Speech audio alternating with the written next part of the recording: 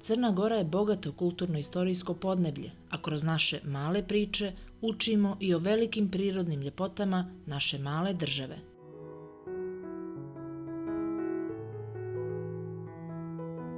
Danas vas vodimo u Nikšić.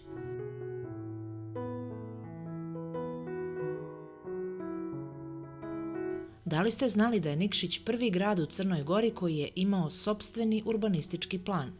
Dobio ga je zahvaljujući inženjeru Josipu Sladeu, koji je plan napravio po naredbi crnogorskog kralja Nikole I.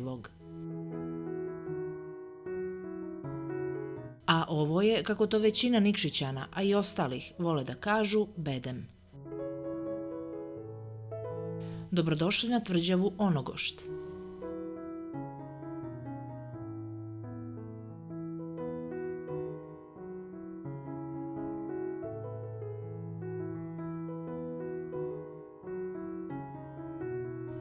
Engleski arheolog Arthur Evans je 1877. godine obišao Nikšić i na osnovu konstrukcije zidova i opšteg plana utvrđenja koji je bio u obliku četvorougaonika sa kulama na uglovima i u sredini bedema, a što je karakteristika rimskih utvrđenja, došao do zaključka da je stari grad Onogošt podignut u 3. i 4. vijeku i da su ga sagradili Rimljani.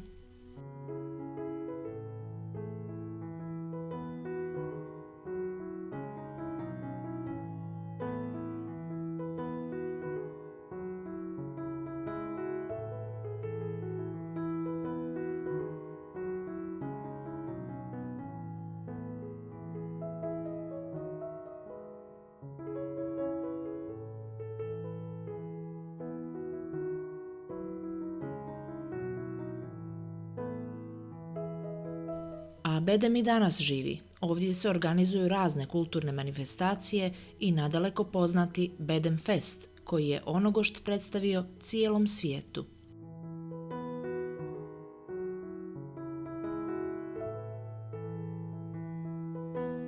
Stvarno je veliko zadovoljstvo boraviti na ovom zdanju koje piše veliku istoriju i negdje u nekom kontekstu nije u dovoljnoj mjeri niti istraženo, niti proučeno, uprkos određenim arheološkim istraživanjima koja su vršena.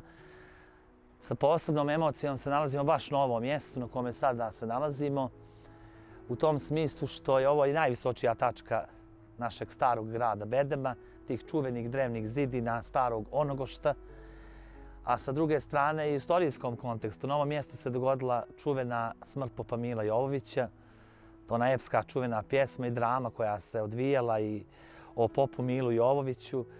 I ono što recimo posebno simpatično kada je tog 5. Bedem Festa dolazio Rambo Amadeus, kada je izrecitovao pjesmu Smrt popa Mila Jovovića i ta konekcija sa publikom i uopšte taj neki duh koji se osjeća kada boravite ovdje, to je nešto nevjerovatno.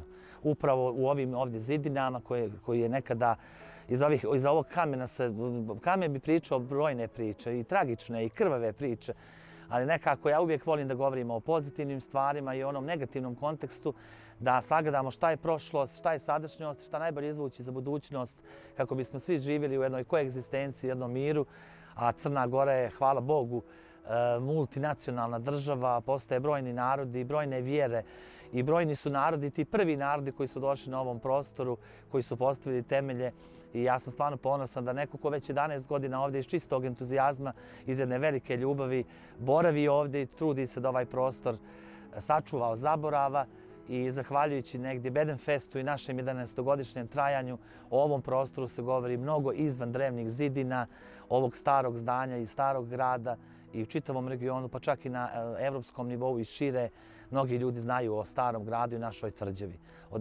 Odavde je zapravo krenulo da se razvija i Nikšić i sva ta kultura i sva ta prošlost i sve ono što čini naš identitet krenulo je sa ovih prostora. Kao što sam rekao, ovaj bi kamen imao da priča mnoge brojne priče.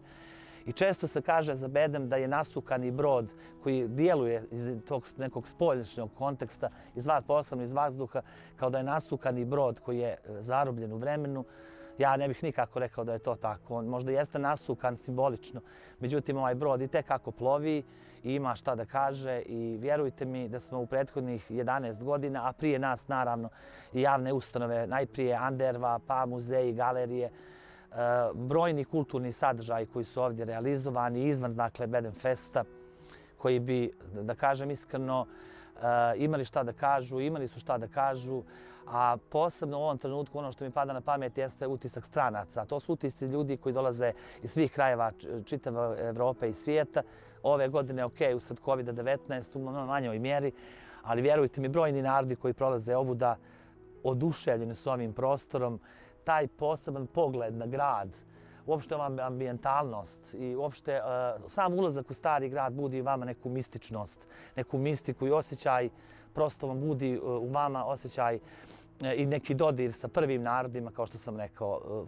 Korijeni kažu da su, različite su istorijske neke činjenice i tu postoje određene kontraverze za samu lokaciju, kad govorimo o tom istorijskom kontekstu, ali kao prve korijene i prve temelje ovog starog grada postavili su Iliri, dakle već ilirski narodi koji su ovuda prolazili, zatim Rimljani, zatim tokom istraživanja u ovom centralnom dijelu gdje ćemo poslije proći, čak su se pojavili određeni elementi pravoslavnog manastira, naravno kasnije Turci koji su podigli ovaj gornji grad sa sve kulama koje su vrlo autentične, a ono što je u osnovi bilo jeste da je stari grad Beden prije svega najprije zamišljen kao jedna, da kažemo, kao jedan karavan, kao trgovački karavan. Ovuda su prolazili brojni narodi i stari grad Bedem nije sam za sebe. Njegov kontekst je povezan zapravo i sa starim gradom Trebinjem, sa starim gradom Dubrovnikom, sa starim gradom Kalikulom i Herceg Novom.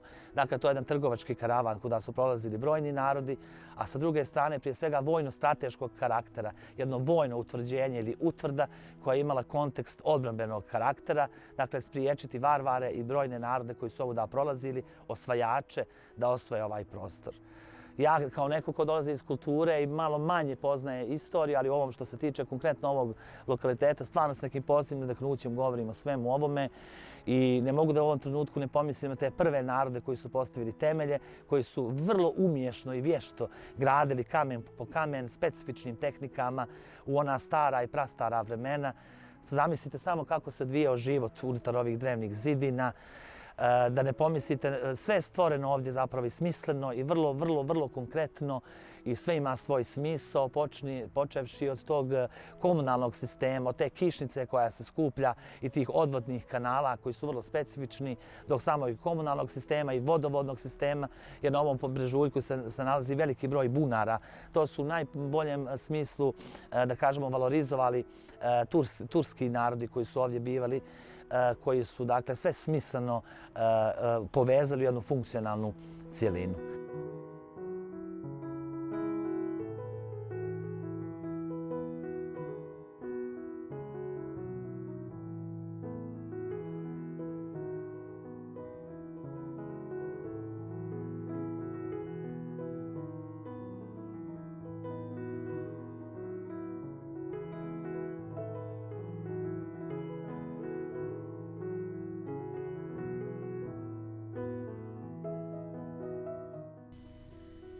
Dakle, upoznajte svoju državu, uživajte u svemu što nam je priroda dala, a istorija ispisala.